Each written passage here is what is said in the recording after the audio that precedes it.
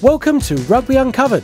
I'm Paul Rodriguez, and this week Tom Nash and I speak to Nahid Biyarjomandi. She's head of women's rugby development in Iran. Hi Nahid, it's great to have you on the show. I'm going to go straight into my questions. You founded the first women's club in Iran 9 years ago. It's now played in 20 provinces throughout the country, women's rugby. How did you manage this? Thank you, Tom. Actually, it's not the first club. It was maybe the first women's club in Tehran, and about the managing the rugby in Iran and our provinces. I would like to say that I'm not allowed to manage that. We are lots of unstoppables beside ourselves and lots of colleagues, and who they love rugby and wants to rugby grow in Iran. And what was it that attracted you personally to rugby? It's not a sport that's been played in the country for very long. Yes, because always rugby, I feel being strong with rugby, and also that always I think I can pass my experiences and my rugby knowledge and my feeling to the next generations, to the women and girls in Iran. But you've managed to increase participation by women in Iran so that it now exceeds that of men. You've done that in an incredibly short time. Just interested to know how you've managed it. Yes, actually, it's interesting when I talk about the women's rugby in Iran and say that women's playing more than men in Iran, and I think more and more the women in Iran, the women and girls believe in themselves, and they found rugby very interesting, and I think maybe our Iran Rugby, our association, supports women's rugby a lot during these years, and it is one of the reasons that women's rugby participants are a lot in Iran. You're the head coach of Datis Rugby Club. Does your coaching extend to the men as well? I was the Datis coach, and now I'm involved in another club named Fallow Deer Rugby in Tehran. And no, I don't coach men's rugby. Iran became an associate member of World Rugby in 2010. Yes. And then the team travelled to a sevens tournament, and Germany under 20s visited Tehran in 2017. Was that both the men's and the women's teams that travelled and that hosted German teams? No, just women's rugby. German women's rugby traveled to Iran, and but before that, Iran went to Germany for a friendly tournament, but about just women's rugby, Iran national women's rugby. And you travelled as the coach or a player or both, or? When Iran national team went to the Germany, I wasn't I didn't involved in that team, but when they came back to Iran, I was the assistant coach of under 17 national team. Right. And I guess that's how you met Viv Ballmann, who came on our show last week, the German fly half. Yes, I met her, Vivian, in Tehran. Right, and you've kept in touch. Yeah, nice girl. She was nice girl. Yeah, we met her in London recently. Delightful to have her on the show, and now you. Yeah, thank you. So Asia Rugby Women's Sevens and Asia Rugby Women's 15s, Iran women aren't represented, as I understand it, in those competitions. Under 17, under 17s, you mean? No, at full level, Asia Rugby Women's Sevens and Asia Rugby Women's 15s. There is no representation for Iran women. We have women's rugby national team, rugby sevens, but no in rugby 15s, because rugby 15s for women in Iran is new, and it's about 2 years ago we started rugby 15s for women in rugby in Iran. And how important do you think it is that a 15s squad is developed as well as a sevens team? When we started rugby 15s in Iran, we just thought about about the World Cup, about lots of players getting into rugby, and we thought that we could develop rugby with rugby 15s better. Mm-hmm. Okay, yes. And of course there's the Olympics as well when it comes to sevens. Yes. How important is that? Olympic is it's for it's important so much for us,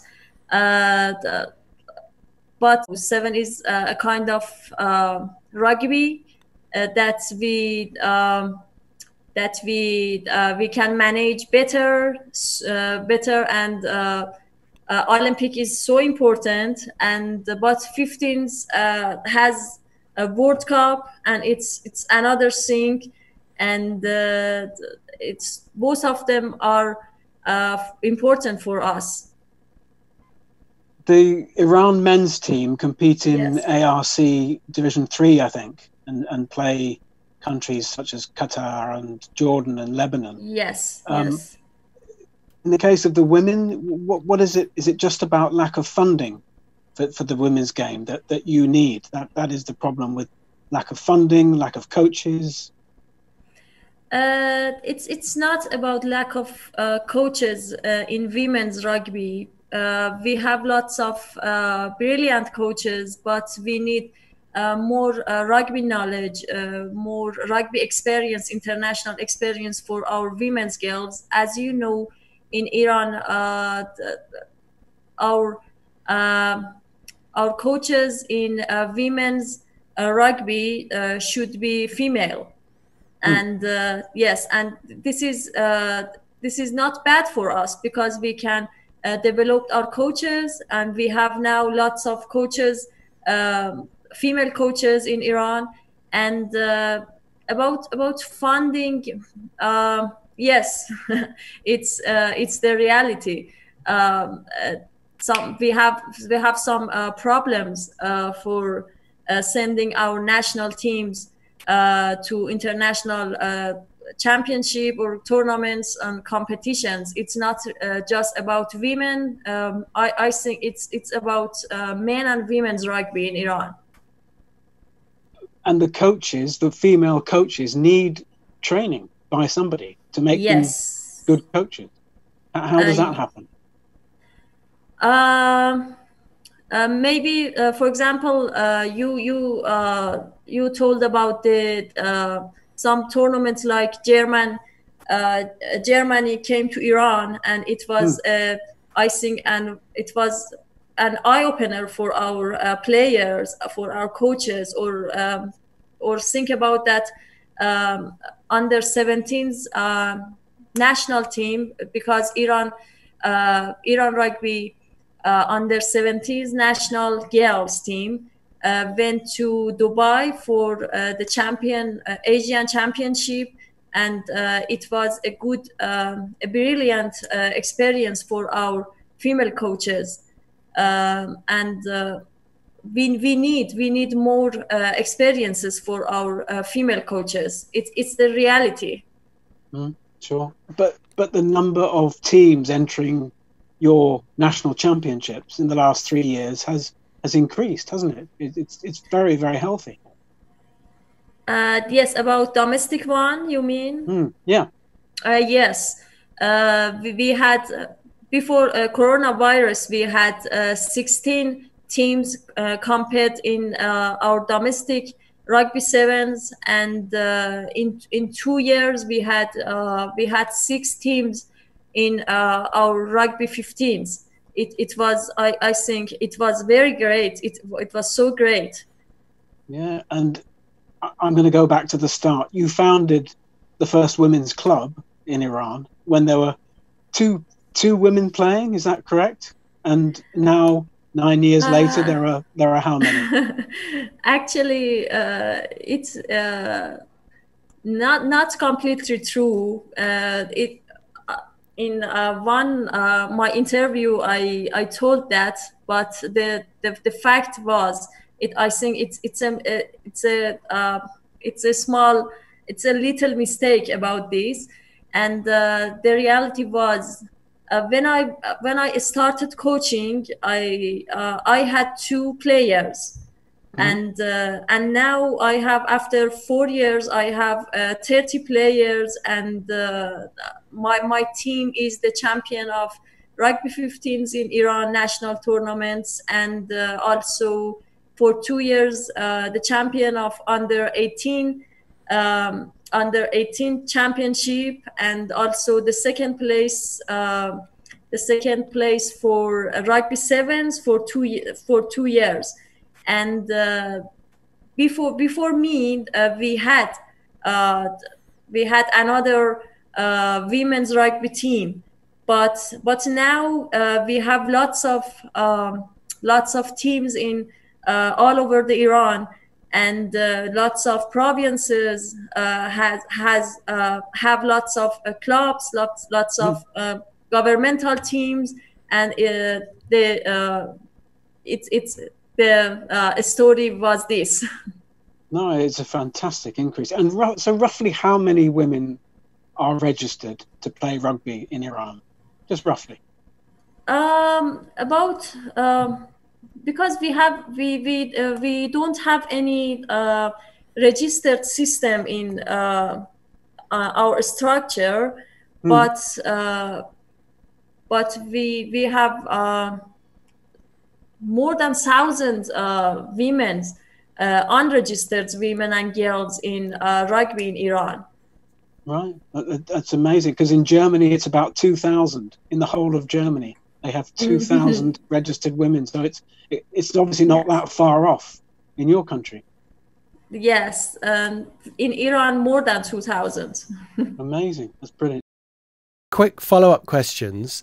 How are you dealing with the challenge of coronavirus at the moment? What changes have you had to make? About the challenges, really, it's tough these days, and we have to encourage our players, our coaches, refs, officers in Iran to keep rugby alive with some, for example, some workshops, some online courses. Our national teams, we train online with our national players, with our coaches, and some working on social medias, because we have to keep rugby alive during this year. Absolutely. Sure. It's quite important to make the statement that sport now is more important than it was before coronavirus, because this is what people need to release stress that they have in other areas of their lives. So sport is a priority, and it's not a luxury, and that's something that we have to get across to people, the people who make decisions about funding. And, you know, whilst things are harder, it's amazing to see how challenges have been dealt with, how people have coped and changed to allow them to continue to do what they're doing. And it's even more inspirational. But if there was someone who was listening to this in Iran and wanted to play rugby and wasn't sure, what would you say to them to encourage them to play? Just if I want to say a short sentence about that, try rugby and become unstoppable. Brilliant. That's excellent. A certain German football manager recently said, in addition to what Paul has just said, that it makes people happy. It's very simple. It makes people happy. Excellent. Yes, exactly. And if they wanted to contact you to find out more, they can connect with me by email, by my social medias, Instagram, Facebook, Twitter, and all of the social medias is Nahid Biyarjomandi, and they can also connect with my email. Excellent. And also Iran Rugby. Brilliant. Sure. Well, thank you so much for coming on the show. It's been a real pleasure to hear you, and good luck with the new season, and we hope to speak to you again. Thank you for your time. Thank you. Thanks, take care. And thank you so much for listening. We'll catch you next time.